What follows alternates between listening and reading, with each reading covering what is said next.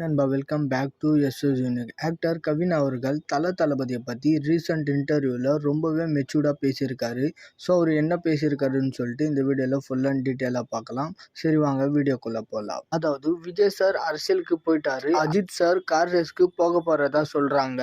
அப்போ இந்த இடத்துக்கு நீங்கள் வருவீங்களான்னு சொல்லிட்டு என்கிட்ட கேட்குறாங்க. அதெல்லாம் மிகப்பெரிய இடம், அதுக்கு பெரிய பெரிய சீனியர் ஹீரோக்கள்லாம் இருக்காங்க. சும்மா 4-5 படம் நடிச்சுட்டு அவ்வளோ பெரிய இடத்துக்கெல்லாம் போக முடியாது. பல வருஷமா உழைக்கணும், அதெல்லாம் எனக்கு தேவையில்லை, எனக்கு நல்ல படம் கொடுத்தாலே போதும் அப்படின்ற மாதிரி ரொம்பவே மெச்சூர்டா கவின் அவர்கள் ரீசெண்ட் இன்டர்வியூல ஷேர் பண்ணியிருக்காரு. அண்ட் இதுதான் உண்மையும் கூட.